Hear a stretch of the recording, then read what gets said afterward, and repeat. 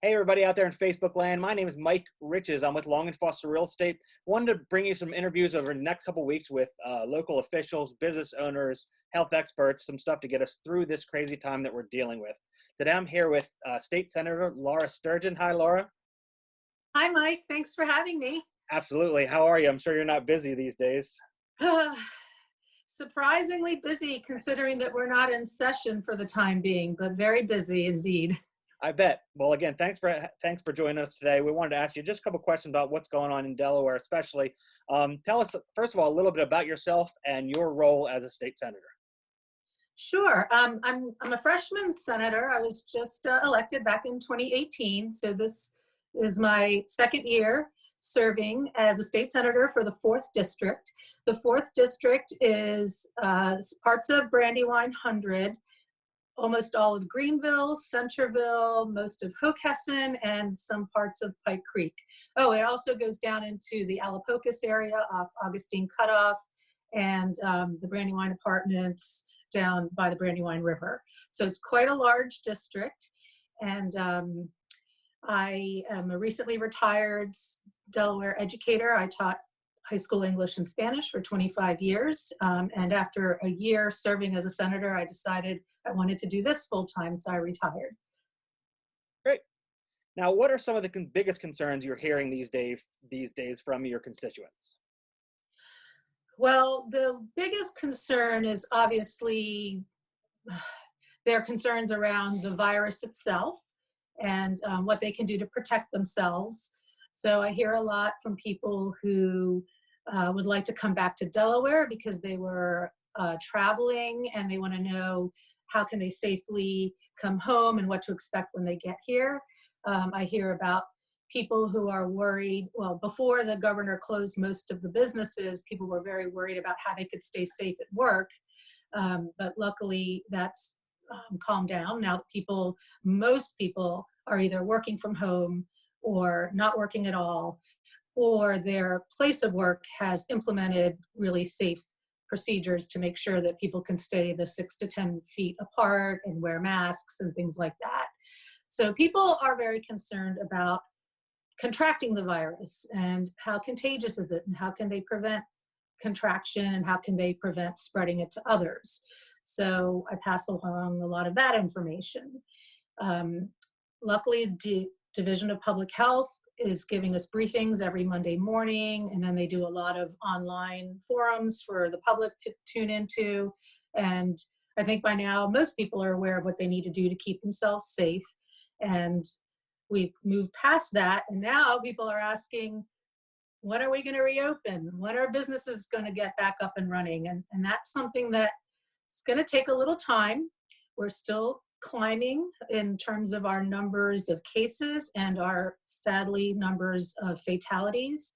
But hopefully we'll peak soon and start to flatten the curve, as they say, and then we can slowly begin reopening businesses as long as they're willing to abide by some pretty strict safety protocols to keep people from continuing to spread the virus, or else we'll have another outbreak and we don't want that. Right. And I imagine, so you're in obviously very close contact with the governor. I imagine the governor's kind of got to play both sides as far as people wanting to open things back up and as well as people wanting to stay safe out there as well.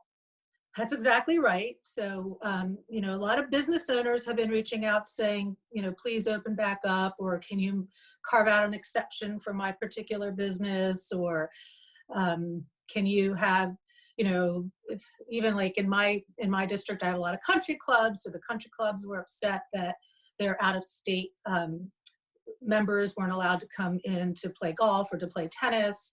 And it's a juggling act, and it's a balancing act, I should say, because at the same time as we're hearing people say, please let our Pennsylvania friends come over and play golf with us, we then also hear people say, I'm going to Brandywine Creek State Park and there are too many people to be able to safely socially distance, and I can't walk the trails without passing people, and I'm afraid.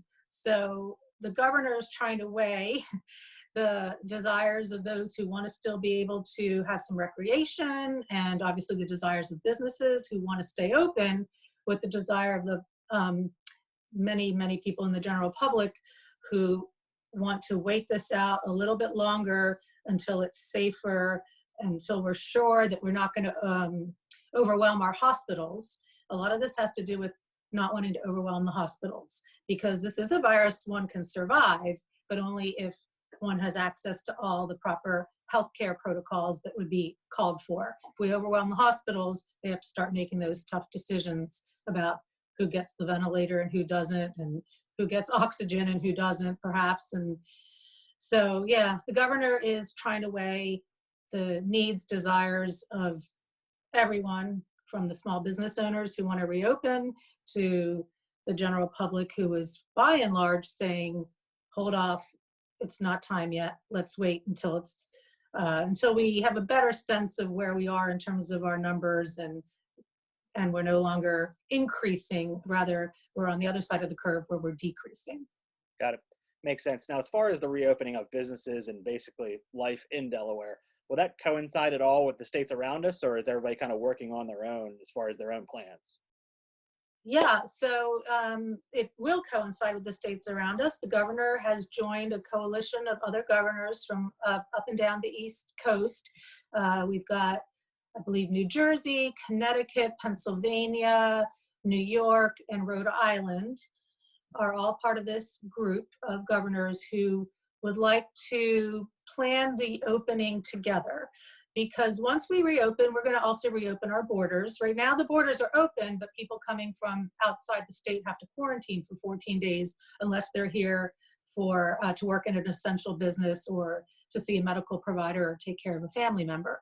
So in order to be able to reopen the borders and have true interstate commerce and business, we need to do it in a coordinated fashion, and we are part of this coalition. Unfortunately, the governor of Maryland didn't join this group, but he's working with Virginia and the DC area to reopen in tandem with them. Great, great. So what's the state government doing to help people who are out of work or have lost jobs through this period, especially obviously the non-essential workers? Yeah, that's a great question. The state we've done, well, I say we've done a lot. I have to credit the governor, because right now he's calling the shots with a team of really wonderful advisors and all his cabinet secretaries and input from the legislature. He does ask for our input. He listens to our input, but under a state of emergency, he's able to make these orders, these declarations, and they have the weight or the authority of law. So he has, well, let's see. There's a moratorium on evictions. People cannot be evicted while the state of emergency is in place. There is also a moratorium on turning off people's gas, electric, or other utilities. There is the uninsurance. The Department of Labor has.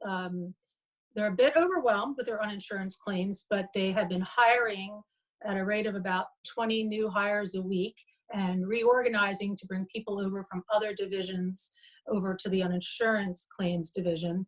And they're trying to quickly process the uninsurance employment claims so that people can start receiving their uninsurance, their unemployment paid, their checks. Let's see, for small businesses, we are offering a zero interest small business loans for people in the restaurant industry since they've been hit so hard, and for the cosmetology industry since the salons, nail salons and hair salons have closed. So that's another piece of help. Let's see, we have food banks up and running and distributing meals. The schools are distributing meals. They're making breakfast and lunch for all school-age children across the state and distributing them 5 days a week. So lots and lots of things. I can't even think of them all because there's been so many, but we're trying our best to make sure that, you know, people keep a roof over their head during this, their utilities stay on, and that they're fed, and, you know, everyone can keep body and soul together. Sure. If for anyone that's looking for other information that you didn't just give us, is there a place where they can go to find stuff like this? Yes. So there's a couple things. Delaware.gov is a great website where you can find all the information that we currently have around the coronavirus and the assistance that the state and even private agencies are offering.